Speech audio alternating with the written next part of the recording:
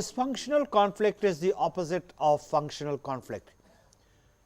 It causes disruption. Any confrontation or interaction between groups that harms the organization or hinders the achievement of organizational goals is dysfunctional conflict. Management must seek to eliminate dysfunctional conflict. Dysfunctional conflicts inhibits achievements of organizational goals. Interdependencies and shared resources. Competition for scarce resources, we have discussed that. Personalities, hiding of information and office politics may come into play. Intergroup differences in goals, values or perceptions. Different departments have different objectives. Authority imbalances, one department has to accept instruction for another. These are all sources of intergroup organizational conflict. Ambiguity, when responsibilities are not clearly defined, when there is ambiguity regarding where to assign the credit or blame.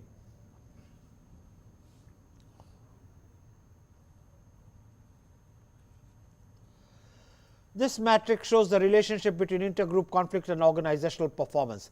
Now, this is the heart of the matter. This intergroup may be across groups which are outside the organization also.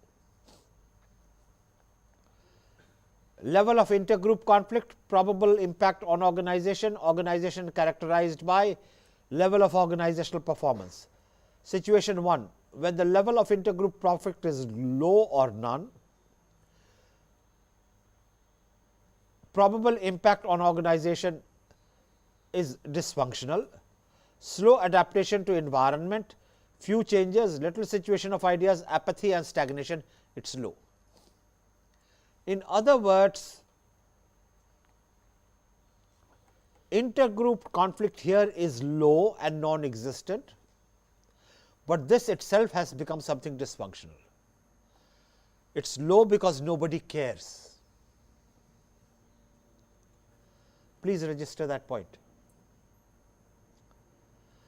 The impact of low level and none in intergroup level conflict has a dysfunctional impact, because it means there is stagnation, there is apathy, there is little stimulation of ideas, there are few changes, there are slow adaptation to environment, and this will always result in low organizational performance.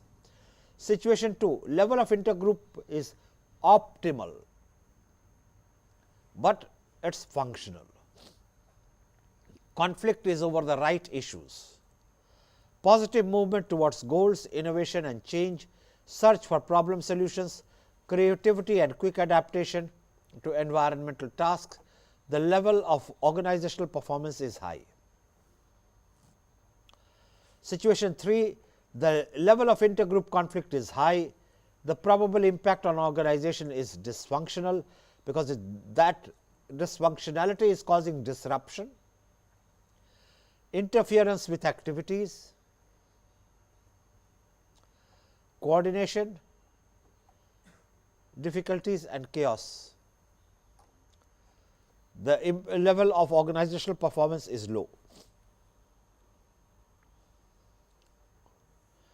Conflict management techniques, problem solving, willing to invest time and effort, superordinate goals, creating a shared goal. When two people are fighting, if you show them what they have in common in terms of their pursuit of the goals, the conflicts go away. Expansion of resources, create a win-win situation. Avoidance, temporary expedient to buy more time. Smoothing, playing down differences while emphasizing common interests. Techniques which can help smoothen interdependence. When you show to them that two organizations have the same superordinate goals, when you can show that there is enough to go around, nothing to fight over, when you practice avoidance or when you practice smoothing. Compromise, each party gives up something of value, authoritative command, management uses its formal authority to resolve conflicts, altering the human variables using behavioral changes techniques such as human relations training, altering the structural variables We have discussed this while we were looking at organization structures. Negotiation is another way of smoothing inter-organizational dependence. Negotiation is an integral part of conflict management. It involves two elements: purposeful persuasion, attempting to persuade the other by factual information and analysis to accept their cause; constructive compromise, realization that possibility for the complete acceptance is extremely low. Negotiation can also be a form of bargaining. Distributive bargaining is used when the conflict relates to limited resources. Then you get into what kind of inter-organizational relationships you are having. Is it over resources? Is it over inputs? Is it over manpower? Now, three different categories, I can think of more. And what are the conflicts? Similarly, on the supply side, very often it happens that there is poaching of personnel. For example, if you are in a travel agency, or if you are running a centralized reservation system, then you can take away people from the downstream travel agency. Nobody would really like that, because the skills needed in a travel agency are very similar to the skills needed in a centralized service system. So, you will then have to get into distributive bargaining. Please do not poach my employee. Integrative bargaining is the preferred type, as it necessitates openness of information and creates a feeling of trust, win-win, and both these are possible. How do you improve interdependence? By division of work. Again, willy-nilly in a lot of topics on organization management, you come around to a very simple proposition: greater clarity on job profiles. And just as individuals have job profiles, so also organizations can have job profiles. Better coordination, information being available where it should be, at the time it should be, and the works. We have discussed this also before. Better communication. You have to talk the language the other person understands. If you are not talking the language the other person understands, you are bound to come to grief. You say one thing, the other person understands another, because language has a lot of variation. In south of England, you ask somebody, do you have a phone? And he says no. Then you would say, what a shame. Means, I wish you had. Here, in a public forum, you want to denounce somebody, you say, shame, shame, shame, shame. Now, you wouldn't do that in south of England. And both of them claim they are speaking English. One is not English at all. It is some variant of a language which is spoken only in India and understood only in India. So, words have different meanings in different usages, in different contexts. So, have good communication. Reducing, how do you reduce group conflicts? Go back to interpersonal techniques. You have transactional analysis, you have Gestalt therapy, you have Joe-Harry window. Subject them to a common framework of analysis. Then the group team interventions, that is also very important. What does division of work mean? Organization is a goal oriented association. It has complexity of tasks, knowledge and skills and efficiency. It can lead to effective division of work amongst the participants, and therefore interdependency between goals and sub-goals.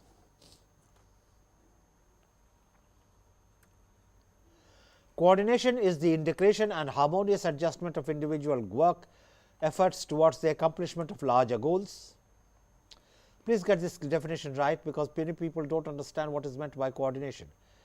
This is an integration and harmonious adjustment of individual work towards the accomplishment of larger goals. Adjustment of individual work, one individual and another individual. The need for coordination arises from existence of dependencies. Dependency, example of coordination process, shared resources, priority basis, first come first serve, simultaneous constraints, synchronization, scheduling. All these are instruments which encourage better coordination and therefore lubricate intergroup relationships. Mechanism for coordination, which is borrowed from Mintzberg's coordination mechanism, is mutual adjustment. You give up something, I will give up something, because conflict is more corrosive than working together. The cost of the conflict may not be worth it.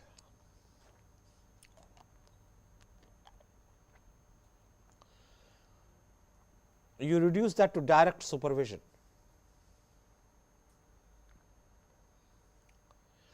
Bring them under one command. Standardization of work processes, then you have got nothing to fight over. Was the work done properly? Standardization of work output. Whatever be the deliverables would be clean, complete and reliable. Standardization of worker skills, very difficult to obtain, but it remains a mechanism for better coordination. Fitting coordinating tasks, coordinating mechanism to tasks. Now, this is very important and is a relatively objective way of doing it. Standardization, direct supervision, mutual adjustment.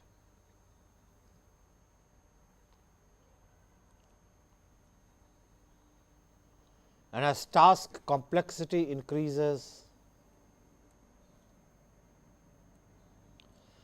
techniques move from mutual adjustment to direct supervision to standardization, goes back to mutual adjustment.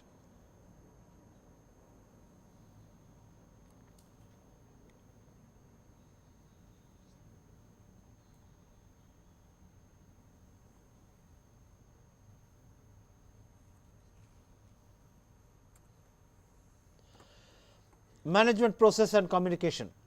Manager, planning, organization, directing, controlling. A classical definition of management, if you will notice. It leads to forward communication, downward or horizontal flow of plans, expectations. Feedback, upward flow of results, expectations, subordinate performance. This chart gives to you how intergroup conflicts can be managed through coordination, through communication. How do you improve communication? Through trust, listening, feedback, which can and non-verbal cues. Group interventions require role intervention techniques. It is not the place to go into these techniques, which are discussed under OD techniques, but what you need to know is role analysis techniques are used to understand and bring clarity to different roles, so that they can integrate with each other. Like for example, when you undertake an industrial purchase, then people meet across organizations. The buyer organization therefore sends a sales manager, a production man and a quality control officer. You meet a similar team come from the supply side. They negotiate with each other and settle upon the product specifications as desired by the buying organization to check out whether as provided by the feeder organization it works or it does not work. Therefore, what are you doing? You have clarified a role analysis, otherwise why send a sales manager, a production man and a quality control officer? You can do it by partnering, by saying everything is half-half. You can create a team, a joint team, which is, all these comes under group interventions. That in essence is all about intergroup relationships across organizations.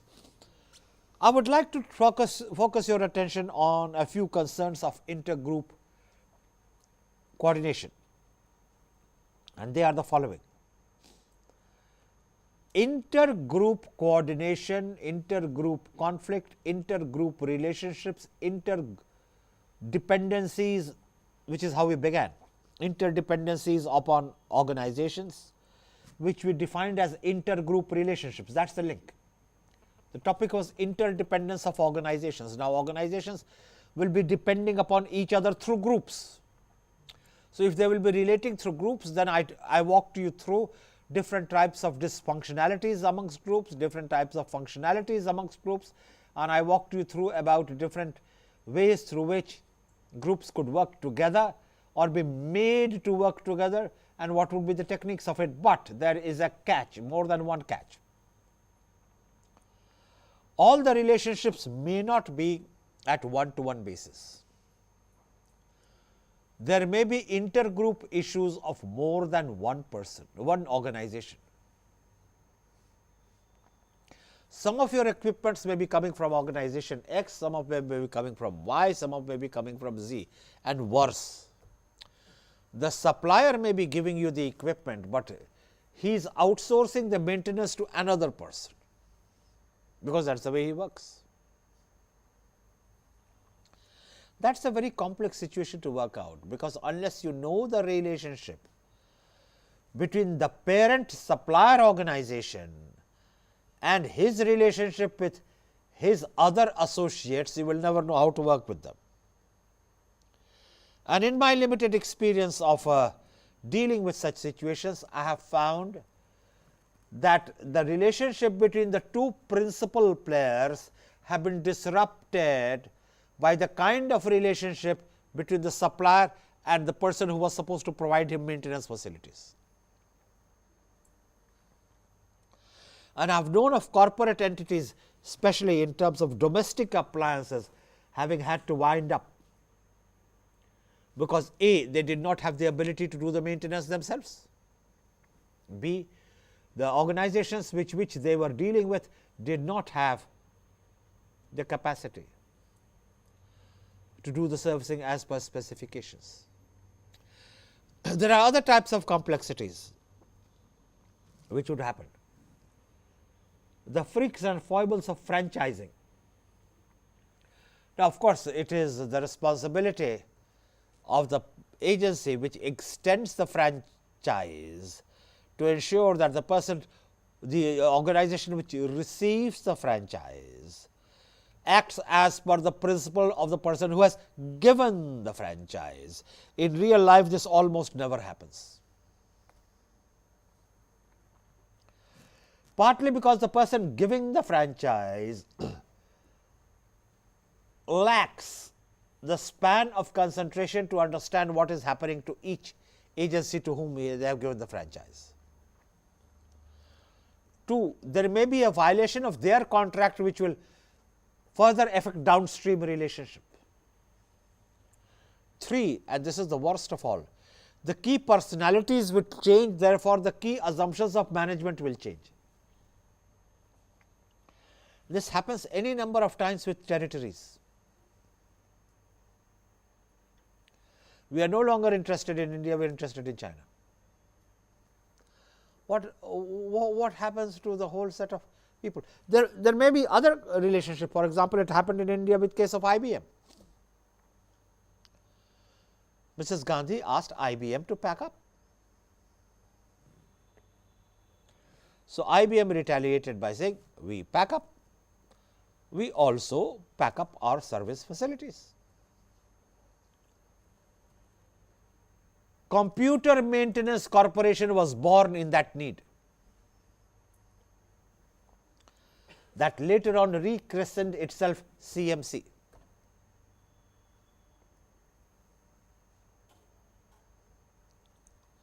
Not only that,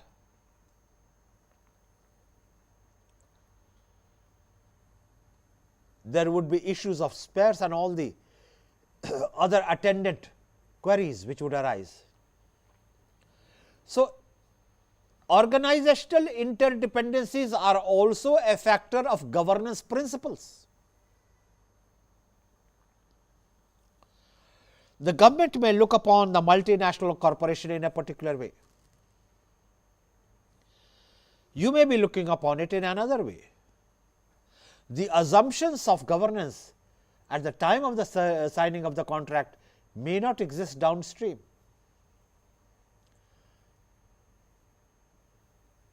In the case of the automobile industry, it was noticed that there was a collapse of the major company in terms of what happened with Daewoo. What happened to all the lending institutions?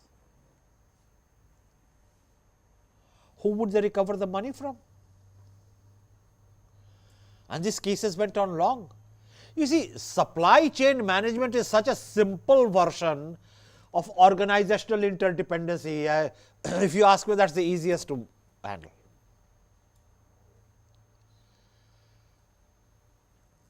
But when it comes to lines of credit, when it comes to long term incubations, when it comes to long range payoffs, when it comes to long issues of break evens, the nature of interdependency between organizations may be the doing or the undoing of the organization itself. Not only that, it has to do with exchange rates.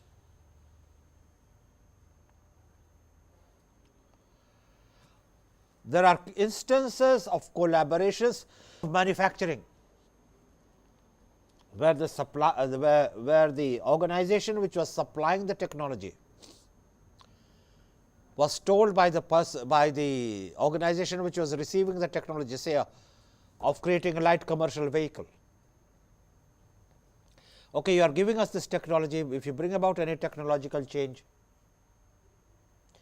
you will pass on to us the next generation of technology. And the supplier said yes, but you will have to pay a royalty for that upgraded technology. The people who were negotiating did not understand its complexity. More than that, he claimed that the payment will be made in the foreign currency of the country where the parent company was. The exchange rates fluctuated. The currency of the country where the recipient organization was based underwent a devaluation. So, by implication, the currency where the organization where the supplier of the technology was based underwent an appreciation. The cost of the car remained the same, the cost of the light commercial vehicle remained the same. Who would bridge this gap?